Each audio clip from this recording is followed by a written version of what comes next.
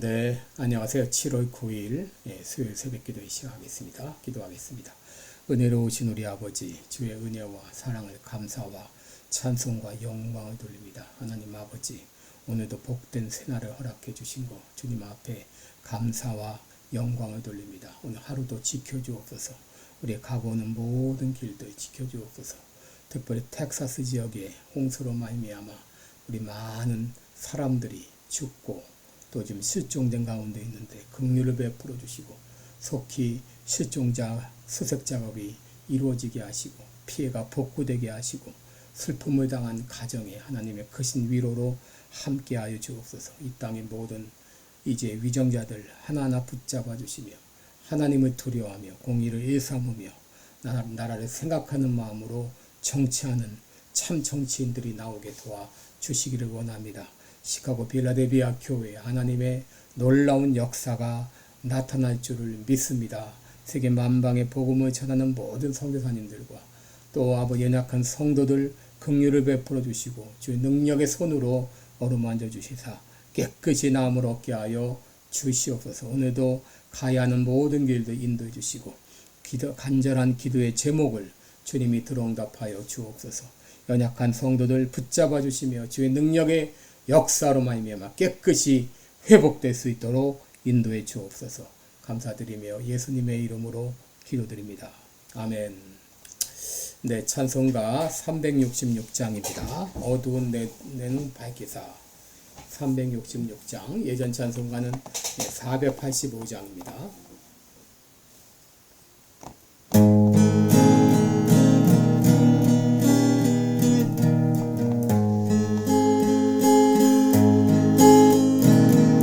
어두운 내 눈 밝히사 진리를 보게 하소서. 진리의 열쇠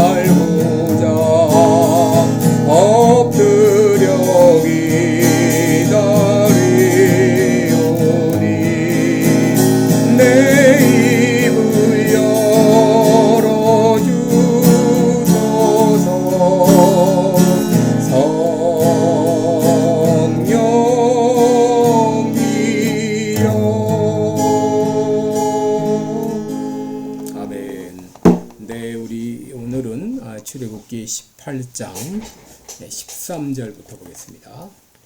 출애굽기 18장 13절로 27절까지입니다. 출애굽기 18장 13절로 27절까지 제가 봉독해 드립니다. 이튿날에 모세가 백성을 재판하느라고 앉았고 백성은 아침부터 저녁까지 모세 곁에 섰는지라. 모세 장인이 모세가 백성에게 행하는 모든 일을 보고하로되 그대가 이 백성에게 행하는 이 일이 어찌미뇨 어찌하여 그대는 홀로 앉았고 백성은 아침부터 저녁까지 그대의 곁에 섰느뇨. 모세가 그 장인에게 대답하되 백성이 하나님께 물으려고 내게로 옴이라. 그들이 일이 있으면 내게로 오나니 내가 그 양편을 판단하여 하나님의 율례와 법도를 알게 하나이다. 모세의 장인이 그에게 이르되 그대 하는 것이 선하지 못하도다. 그대와 함께한 이 백성이 필연 기력이 쇠하리니 이 일이 그대에게 너무 중함이라. 그대가 혼자 할 수 없으리라. 이제 내 말을 들으라. 내가 그대에게 방침을 가르치리니 하나님이 그대와 함께 계실지로다. 그대는 백성을 위하여 하나님 앞에 있어서 소송을 하나님께 베풀며 그들에게 율례와 법도를 가르쳐서 마땅히 갈 길과 할 일을 그들에게 보이고 그대는 또 온 백성 가운데서 제덕이 겸전한 자 곧 하나님을 두려워하며 진실무망하며 불의한 일을 미워하는 자를 빼서 백성 위에 세워 천부장과 백부장과 50부장과 10부장을 삼아 그들로 때를 따라 백성을 재판하게 하라. 무릇 큰 일이면 그대에게 베풀 것이고 무릇 작은 일이면 그들이 스스로 재판할 것이니 그리하면 그들이 그대와 함께 담당할 것인즉 일이 그대에게 쉬우리라. 그대가 만일 이 일을 하고 하나님께서도 그대에게 인가하시면 그대가 이 일을 감당하고 이 모든 백성도 자기 곳으로 평안히 가리라.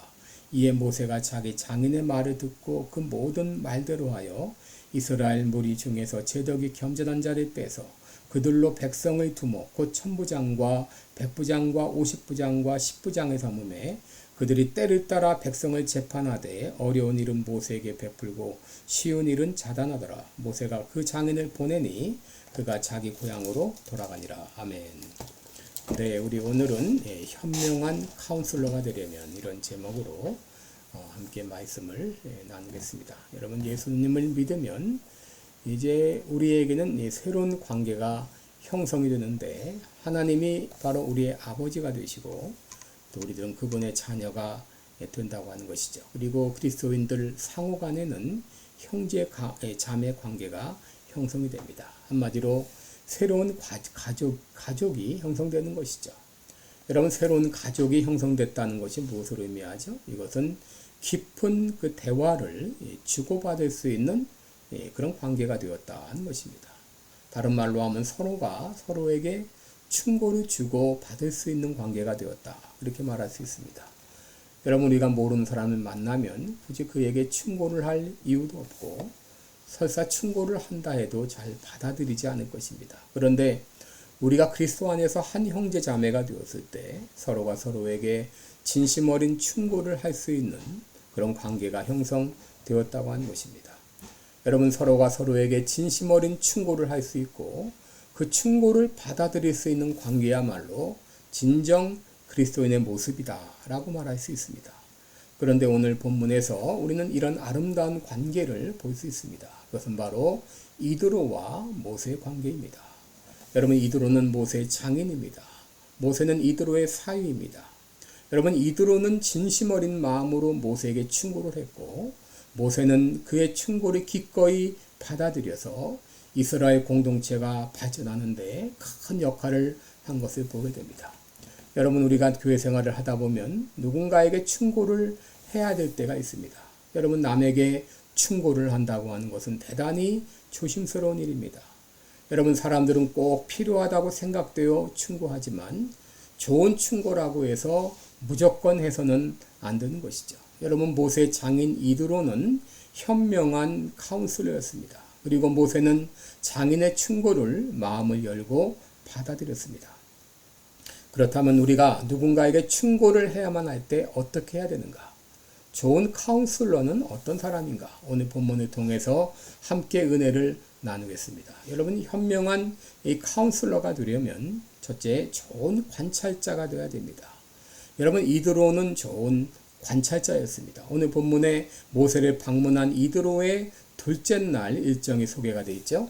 첫째 날은 함께 인사하고 그동안 있었던 일을 나눔으로써 하루를 보냈습니다. 어쩌면 밤을 새워가며 이야기를 나누었는지 모릅니다.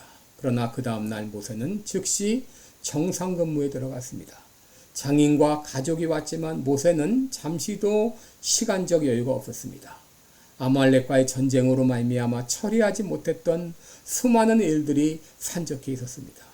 13절을 보면 모세가 얼마나 바빴는가 하는 걸 볼 수 있는데, 이튿날 모세가 백성을 재판하느라고 앉았고 백성은 아침부터 저녁까지 그 옆에 섰는지라 라고 했습니다. 여러분, 200만이 넘는 사람이 지금 광야에서 야영을 하고 있는데 모든 것들이 정돈되지 않은 상황에서 얼마나 많은 갈등과 분쟁이 있었을까요?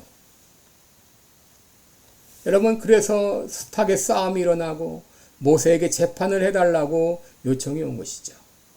신명기 17장 9절을 보면 레위 사람 제사장과 당시 재판장에게 나아가서 물으라. 그리하면 그들이 어떻게 판결할 것을 내게 가르치리라 라고 했는데, 여러분, 제사장의 역할은 제사를 집행할 뿐 아니라 옳고 그름을 판단해주는 재판장의 역할이었습니다.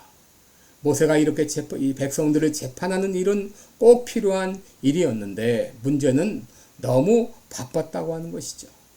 이렇게 정신없이 시간을 보내고 있는 모세를 이드로가 본 것입니다. 14절에 보시면 모세의 장인이 모세가 백성에 행하는 모든 일을 보고 가로되 보았다 그랬습니다. 여러분, 여기 보았다는 건 단순히 그냥 스쳐 지나가도 보았다 그런 말이 아닙니다. 이 일로 인하여서 앞으로 모세에게 어떤 일이 일어날지, 또 이스라엘 공동체에 어떤 영향을 미칠지 미래를 내다 보았다고 하는 것이죠. 이렇게 볼 때 이드로는 모세가 두 가지 면에서 잘못됐다는 것을 깨닫게 됐어요. 첫째는 모세 자신이 얼마 못 가 기력이 쇠할 것이다 하는 걸 알게 됐어요. 17절 보게 되면 모세 장인이 그에게 이르되 그대가 하는 것이 선하지 못하도다. 그대와 함께한 이 백성이 필연 기력이 쇠하리니 이 일이 그대에게 너무 중함이라. 그대가 혼자 할 수 없으리라 라고 했습니다.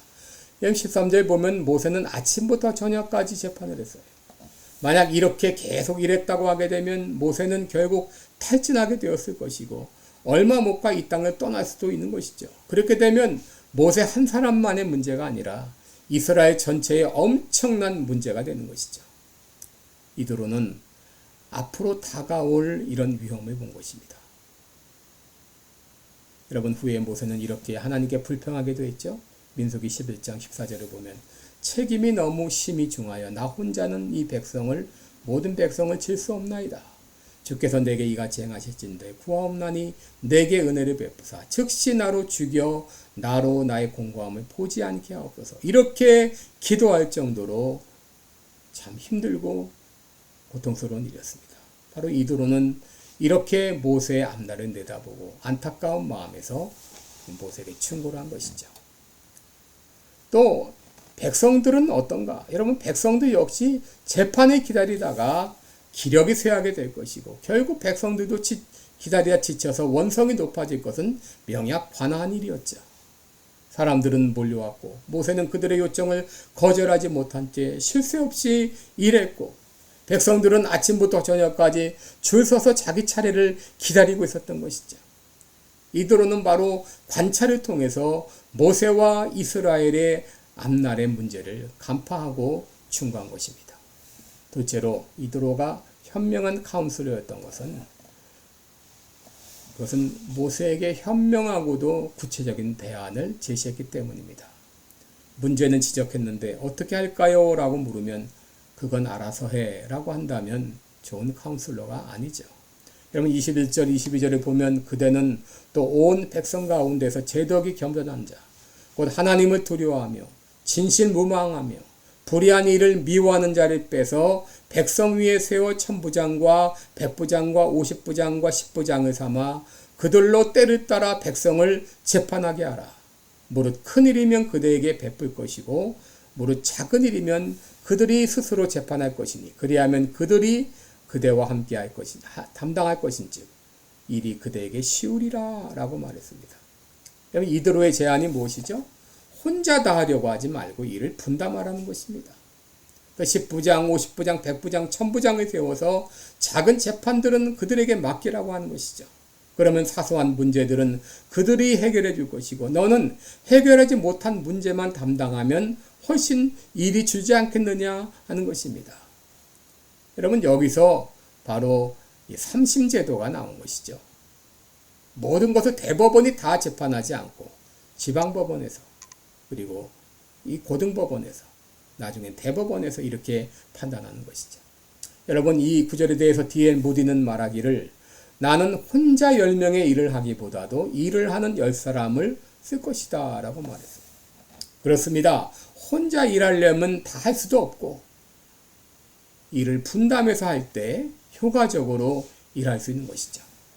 여러분, 더 나아가서 이드로는 어떤 일꾼을 선발할 것인지 자격 기준까지 말했죠. 21절에 온 백성 가운데 제덕이 겸손한 자, 이것은 능력이 있는 자를 말합니다. 그리고 곧 하나님을 두려워하며 진실무망하며 불의한 일을 미워하는 자를 빼서 백성 위에 1000부장과 100부장과 50부장과 10부장을 세우라 라고 말했어요.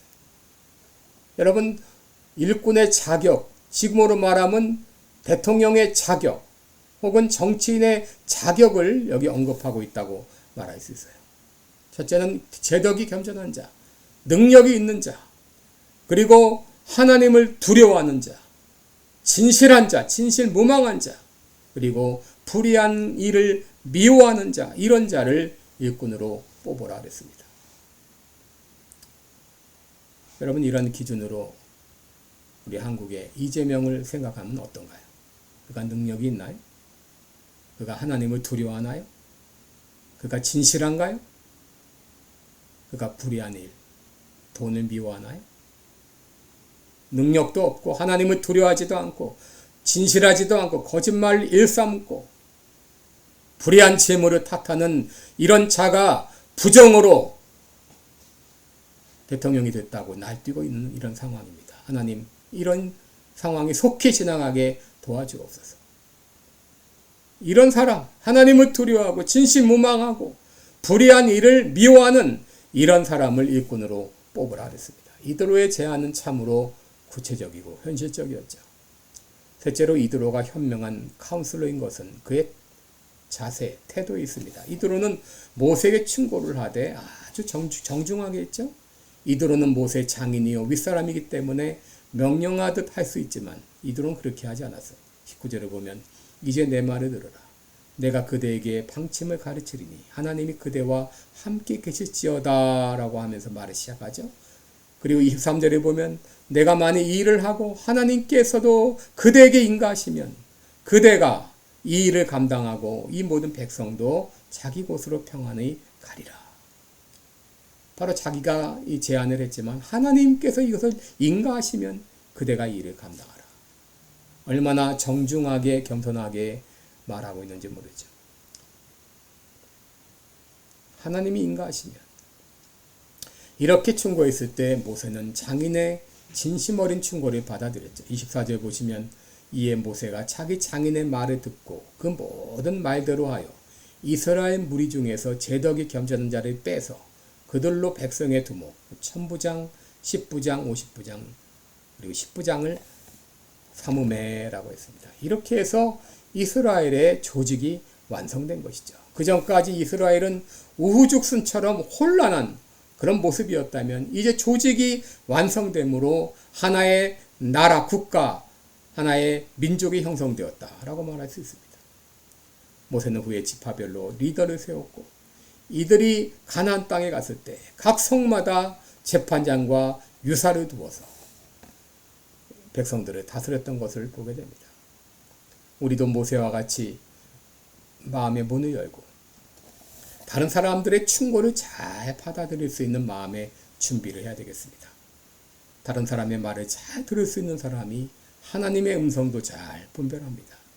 하나님께서 입은 하나 주시고 귀를 2개 주신 것은 말하는 것보다 2배로 들으라고 하는 암시가 담겨져 있는 것이죠. 하나님은 때로 다른 사람을 통해서 우리에게 말씀하실 때가 있어요. 때로는 남편을 통해, 아내를 통해, 혹은 부모나 친구나 자녀를 통해 말씀하실 때가 있어요. 이드로의 충고는 바로 하나님께서 이드로를 통해 주신 하나님의 말씀이었습니다. 여러분, 무엇보다 현명한 카운슬러가 되려면 성령 충만해야 됩니다. 여러분, 성령님은 기묘자, 원더풀 카운슬러가 되시죠. 요한복음 16장 13절에 그러하나 진리의 성령이 오시면 그가 너희를 모든 진리 가운데로 인도하시리니 그가 자의로 말하지 않고 오직 듣는 것을 말하시며 장래일을 너희에게 알리시리라 그랬는데, 여러분, 성령님은 파라클레토스, 우리 옆에서 부르짖는다, 그런 뜻이죠. 우리에게 말씀하시고 우리를 인도하시는 분이십니다. 내가 무거운 짐으로 허덕일 때, 내가 감당하기 힘든 문제로 고민하고 있을 때 하나님은 우리의 카운슬러가 되셔서 우리에게 말씀해 주십니다. 그러므로 성령 충만할 때 현명한 카운슬러가 될 수 있습니다. 히브리서 5장 12절 보면 때가 오래므로 너희가 마땅히 선생이 될 터인데 그랬는데, 마땅히 선생이 된 터인데, 이 말은 시간이 지나면 믿음이 성숙해져서 다른 사람들을 카운슬링 할 수 있는 그런 지경, 그런 성숙한 단계에 이르러야 된다고 하는 것이죠. 여러분, 우리는 현명한 카운슬러가 되기 위해서 좋은 관찰자가 되어야 되겠고, 대안을 제시할 수 있는 통찰력을 가져야 되겠고, 그리고 말할 때 있어서 정중하고 예의 바른 태도로 말을 해야 되겠습니다. 무엇보다 좋은 카운슬러가 되려면 성령 충만해야 됩니다. 여러분, 성령님은 최고의 카운슬러이십니다. 내가 성령 충만할 때 내 입에서 나오는 말씀이 성령을 통해서 나오는 말씀이 되기에 누구보다 현명한 카운슬러가 될 수 있습니다. 여러분 모두 현명한 카운슬러가 되도록 간절히 기도하시기 바랍니다. 기도하겠습니다.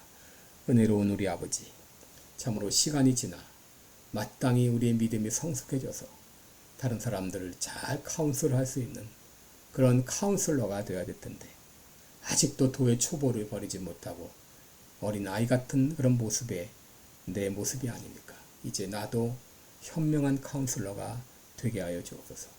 이를 위해 좋은 관찰자가 되게 하시고, 또 좋은 대안을 제시할 수 있는 통찰력을 주시고, 그리고 정교한 태도로 말하게 하시고, 무엇보다도 성령 충만함으로 말미암아 많은 사람들을 믿음의 길로 인도하는 이 귀한 역할을 잘 감당케 하여 주옵소서. 예수님의 이름으로 기도드리옵나이다. 아멘. 네, 여러분 오늘도 복되고 은혜로운 하루 되시길 축원합니다. 여러분 고맙습니다. 여러분 사랑합니다.